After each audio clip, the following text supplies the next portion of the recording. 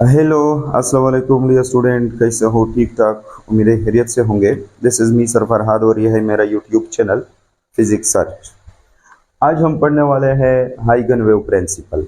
हाइगन wave principal को shortcut आप हाइगन principal भी कह सकते हो। इस लेक्चर में क्या क्या इंक्लूड है? फर्स्ट ये कि for which type of wave हाइगन principle is a valid. For which type of wave a Huygens principle is valid? First point यह है। सेकंड पॉइंट यह है कि why we study Huygens principle, need of Huygens principle, important और scope of Huygens principle, मतलब हम क्यों इसको पढ़ते हैं, हमें इसकी जरूरत क्या है। और number 3, which phenomena can be explained by using Huygens principle, by studying Huygens principle। Huygens principle जो है ये कौन से वेव के लिए वैलिड है, Huygens प्रिंसिपल जो है इसकी इम्पॉर्टेंट नीड क्या है, और Huygens प्रिंसिपल जो है ये कौन से इम्पॉर्टेंट फेनामेनास को एक्सप्लेन करता है। और नंबर 4 पे हम पढ़ेंगे स्टेटमेंट ऑफ हाइगन प्रिंसिपल। स्टेटमेंट कि हाइगन प्रिंसिपल की स्टेटमेंट क्या है। There are two parts of the हाइगन प्रिंसिपल। हाइगन प्रिंसिपल के दो पार्ट्स है, वो हम स्टेटमेंट में पढ़ेंगे। ये पहले मैं नहीं लिखता स्टेटमेंट को, क्योंकि पहले हमने कुछ बैकग्राउंड बनाना है। पहले हमने ये क्लियर करना है कि ये जो हाइगन प्रिंसिपल है ये हम क्यों पढ़ते हैं, इसकी इम्पॉर्टेंट क्या है, ये कौन से वेव के लिए वैलिड है, और ये कौन से फेनामिना को एक्सप्लेन करता है। और इसके बाद हम पढ़ेंगे हाइगन प्रिंसिपल की स्टेटमेंट। ओके, फर्स्ट आते हैं वैलिडिटी की तरफ। वैलिडिटी की तरफ हाइगन प्रिंसिपल जो है ये नोट कर ले कि this is valid for all types of wave. ये ऑल टाइप्स ऑफ वेव्स के लिए वैलिड है। ऑल टाइप ऑफ वेव का मतलब मेरा है कि this is valid for electromagnetic wave as well as for mechanical wave. This is valid for 2 dimensional wave and 3 dimensional wave. Not ये इसके थ्रू हम मीटर वेव को जो है वो एक्सप्लेन नहीं करते। ऑल टाइप ऑफ वेव का मतलब ये मेरा नहीं है कि मीटर वेव भी इसमें इंक्लूड है। ऑल टाइप ऑफ वेव का मतलब मेरा कि इसमें इलेक्ट्रोमैग्नेटिक वेव है और as well as mechanical wave है। ऑल टाइप ऑफ वेव में फॉर एग्जांपल आपके पास लाइट वेव है, लाइट वेव सही है। इसके बाद साउंड वेव है, साउंड वेव, और इसके बाद जो है लेट सपोज वाटर वेव है, वाटर वेव। ये 3 टाइप ऑफ वेव, या ये 3 एग्जांपल मैंने आप लोगों को लेके, light wave, sound wave and water wave. Light wave जो है ये आपको ऑलरेडी पता है कि ये इलेक्ट्रोमैग्नेटिक वेव है, और ये जो दो है दीज आर मैकेनिकल वेव। ये क्या है? ये मैकेनिकल वेव है। सो इट मींस कि जो हाइगन वेव प्रिंसिपल है ये इलेक्ट्रोमैग्नेटिक वेव्स के लिए भी वैलिड है और as well as mechanical wave के लिए भी वैलिड है। इसके अलावा अगर आप देखें तो ये जो लाइट वेव है और जो साउंड वेव है ये दोनों 3D वेव है। 3D वेव मतलब 3 डायमेंशनल वेव। 3 डायमेंशनल वेव मतलब कि ये जब भी क्रिएट होते हैं तो ये 3 डायमेंशन में क्या करता है? स्प्रेड ओवर होता है 3 डायमेंशन में। और जो वाटर वेव है ये क्या है? ये 2 डायमेंशनल वेव है, 2D वेव।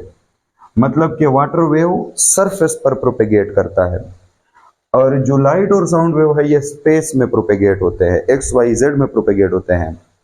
तो इट मींस कि जो हाइगन प्रिंसिपल है ये 3D वेव के लिए भी है और 2D वेव के लिए भी है। मतलब ये हुआ कि जो हाइगन प्रिंसिपल है ये 3D वेव को एक्सप्लेन करता है, कर सकता है, और 2D वेव को भी एक्सप्लेन कर सकता है। इलेक्ट्रोमैग्नेटिक वेव को भी एक्सप्लेन कर सकता है, मैकेनिकल वेव को भी एक्सप्लेन कर सकता है। यहाँ पे जो हम हाइगन वेव प्रिंसिपल पढ़ेंगे ये तो लाइट के लिए पढ़ेंगे क्योंकि ऑप्टिक्स है चैप्टर नंबर 9, लेकिन ये साउंड वेव और वाटर वेव पे भी आप अप्लाई कर सकते हो।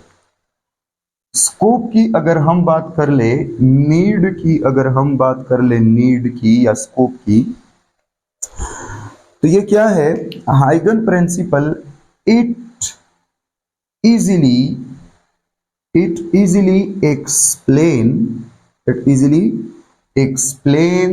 the propagation of a 3D or a 2D wave in a space with a time. This is the meaning of the need or scope are important. ये important question है। अगर किसी ने भी आपसे पूछा कि हम हाइगन्स वेव प्रिंसिपल को क्यों पढ़ते हैं, जरूरत क्या है इसकी, तो हाइगन wave principle is basically used to describe, to explain the propagation of three-dimensional wave or two-dimensional wave in space with time. Time के साथ स्पेस में एक टू डायमेंशनल या थ्री डायमेंशनल वेव कैसे प्रोपेगेट होता है, ये वेव कैसे आगे जाता है, आगे प्रोपेगेट करता है, स्प्रेड ओवर होता है, इसको एक्सप्लेन करने के लिए हम हाइगन प्रिंसिपल इस्तेमाल करते हैं। या ये जो प्रोपेगेशन वाला कैसा है, इसको हाइगन प्रिंसिपल के थ्रू आप इजीली क्या कर सकते हो, एक्सप्लेन कर सकते हो। This is main important point. Shortcut ये कि 2D और 3D वेव को की प्रोपेगेशन जो है उसको एक्सप्लेन करने के लिए हम हाइगन वेव प्रिंसिपल इस्तेमाल करते हैं। अब आप ये सोच रहे होंगे कि सर कैसे, मतलब ये प्रोपेगेशन कैसे ये इजीली एक्सप्लेन करता है। जब हम स्टेटमेंट पढ़ेंगे हाइगन वेव प्रिंसिपल की, तो इस क्वेश्चन की जो आंसर है या ये स्टेटमेंट जो है, इसकी जो समझ है वो आपको ऑलरेडी आ जाएगी, लेकिन जब हम स्टेटमेंट पढ़ेंगे। तीसरा जो क्वेश्चन है कि which phenomena can explain by हाइगन प्रिंसिपल, तो उसमें फर्स्ट ऑफ ऑल जो है वो रिफ्लेक्शन है। रिफ्लेक्शन आप इजीली हाइगन प्रिंसिपल के थ्रू एक्सप्लेन कर सकते हो। रिफ्रैक्शन जो है ये भी आप हाइगन प्रिंसिपल के थ्रू इजीली एक्सप्लेन कर सकते हो। मेनली जो हाइगन प्रिंसिपल यहाँ पे हम इस्तेमाल करेंगे वो डिफ्रैक्शन के लिए, Fraunhofer diffraction at the single slit, at the multiple slit, इसको एक्सप्लेन करने के लिए हम हाइगन प्रिंसिपल का इस्तेमाल करेंगे।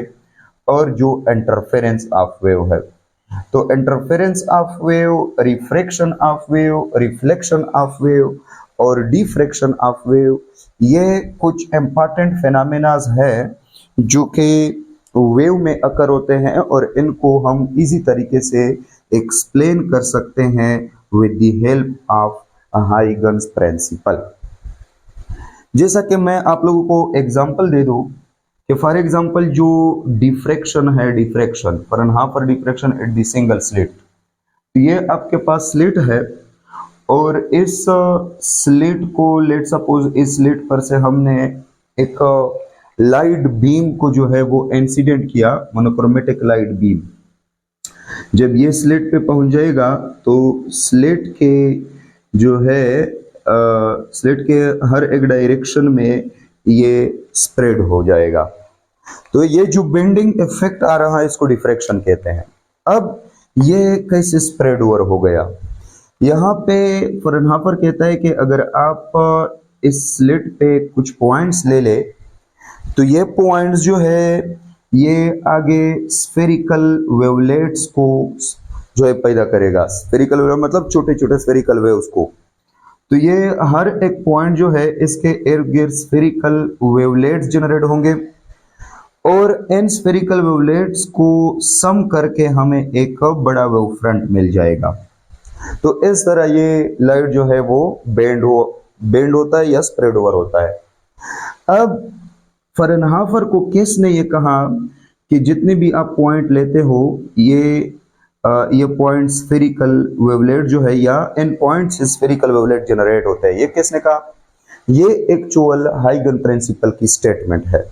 हाइगन प्रिंसिपल कहता है कि आप गिवन पोजीशन में जितने भी पॉइंट्स लेते हो, जितने भी पॉइंट्स, वो सब के सब पॉइंट्स जो है एज अ सोर्स बिहेव करता है जिनसे स्फेरिकल वेवलेट आगे जनरेट होते हैं। ये हम स्टेटमेंट में पढ़ेंगे। लेकिन इस डिफ्रैक्शन फेनोमेना को एक्सप्लेन करने के लिए फ्राउनहोफर ने डायरेक्टली हाइगन प्रिंसिपल को इस्तेमाल किया था। यानी हाइगन प्रिंसिपल के थ्रू उन्होंने ये एक्सप्लेन किया था। ओके, इस तरह रिफ्रैक्शन की बात में अगर आप कर लो, रिफ्रैक्शन, तो फॉर एग्जांपल ये हमारे पास जो है एक मीडियम है वाटर वाला, वाटर है लेट सपोज, और इसके ऊपर जो है वो एयर है, and this is the normal, और ये नॉर्मल है। एक क्वेश्चन है, इंपॉर्टेंट क्वेश्चन है यहाँ पे कि जब लाइट रेज आता है रेयर मीडियम से डेंसर मीडियम की तरफ, तो ये रे जो है ये अपने ओरिजिनल पाथ से थोड़ा सा क्या होता है, नॉर्मल की तरफ बेंड हो जाता है। ये देखिए इसकी ओरिजिनल पाथ ये है, लेकिन ये क्या हुआ, ये बेंड हुआ नॉर्मल की तरफ। तो ये जो बेंडिंग है ये क्यों आता है? इस बेंडिंग के बारे में मुख्तलिफ थ्योरीज है हमारे पास, इंपॉर्टेंट थ्योरीज। उसमें जो बेसिक थ्योरी है वो ये है कि एक्चुअल जो लाइट आया हुआ है, इंसिडेंट लाइट, ये तो एक्चुअल इलेक्ट्रोमैग्नेटिक वेव है। तो ये इस मीडियम में पोलराइजेशन करता है, और पोलराइजेशन के नतीजे में वहाँ पे भी इलेक्ट्रोमैग्नेटिक वेव जनरेट होता है। मतलब कि this light induce the electromagnetic wave inside the medium, और उसकी वजह से फिर ये स्लो डाउन भी हो जाता है और बेंड भी होता है, मतलब ट्रिप हो जाता है। लेकिन वो थ्योरीज जो है वो आपके लेवल के बियॉन्ड है, इसलिए मैं ये बेंडिंग जो है ये वो फ्रंट या हाइगन प्रिंसिपल के थ्रू आप लोगों को एक्सप्लेन करता हूँ। हाइगन प्रिंसिपल कहता है कि फॉर एग्जांपल ये एक गिवन वेव फ्रंट है, तो इस गिवन वेव फ्रंट से न्यू वेव फ्रंट जनरेट होते हैं, जिसको हम secondary wave front, tertiary wave front etcetera ये कहते हैं। तो ये हाइगन कहता है कि फॉर एग्जांपल ये वो फ्रंट है और ये वो फ्रंट वाटर पर इंसिडेंट हो रहा है। तो अगर आप डायग्राम में देखें, इस वेव फ्रंट की जो ये वाला पार्ट है, ये वाला पार्ट ऑफ ये वाटर सरफेस पे इस पार्ट के मुकाबले में पहले इंसिडेंट हो रहा है, पहले स्ट्राइक करता है। मतलब कि ये हिस्सा जो है, ये हिस्सा ये एयर में है, लेकिन ये हिस्सा वाटर में जो है वो वाटर के साथ स्ट्राइक हुआ है। तो वो फ्रंट की जो हिस्सा वाटर से पहले स्ट्राइक करता है, उस हिस्से की जो स्पीड है वो कम हो जाएगी। क्यों कम हो जाएगी? क्योंकि मीडियम में स्पीड जो है लाइट की वो कम होता है इस कंपेयर टू, सॉरी, वाटर में स्पीड जो है वो कम होता है इस कंपेयर टू एयर। तो जो हिस्सा वो फ्रंट की वाटर के साथ पहले स्ट्राइक करता है, वो हिस्से की, उस हिस्से की जो स्पीड है वो कम हो जाएगी। इस तरह ये वो फ्रंट जो है, जब ये पार्ट यहाँ तक डिस्प्लेस होता है, तो ये पार्ट जो है ये यहाँ तक डिस्प्लेस हो जाएगा। इस तरह ये देखे, यहाँ तक इस तरह डिस्प्लेस हो जाएगा। मतलब कि इस हिस्से ने ज्यादा फासला कवर किया और इस हिस्से ने कम फासला कवर किया, क्योंकि इसकी स्पीड कम हुआ है। अब इस तरह ये हिस्सा ज्यादा फासला कवर करेगा और ये हिस्सा कम फासला कवर करेगा। इस तरह ये हिस्सा ज्यादा फासला कवर करेगा और ये हिस्सा कम फासला कवर करेगा। तो इस तरह अगर आप देखें तो ये जो वो फ्रंट है, ये वो फ्रंट पहले इस डायरेक्शन में आ रहा था, लेकिन अगर यहाँ पे इन वेव फ्रंट पे लाइट रेस को हम ड्रा करें, तो ये लाइट रे चूंकि वेव फ्रंट को हमेशा परपेंडिकुलर होता है, तो अगर हम यहाँ पे लाइट रेस को ड्रा करें तो ये कुछ इस तरह होगा। तो मतलब ये कि इस वेव फ्रंट ने अपना प्रोपेगेशन वाला डायरेक्शन थोड़ा सा जो है चेंज किया है टुवर्ड्स द नॉर्मल। तो ये बेंडिंग जो है ये इस तरह आता है। तो ये बेंडिंग भी आप वेवफ्रंट या हाइगन प्रिंसिपल के थ्रू एक्सप्लेन कर सकते हो। इस तरह ये फिनोमेना जो है इसको हम इजीली हाइगन प्रिंसिपल के थ्रू क्या कर सकते हैं, एक्सप्लेन कर सकते हैं। अब आते हैं हाइगन प्रिंसिपल की स्टेटमेंट पर। हाइगन प्रिंसिपल की स्टेटमेंट को आप देखें,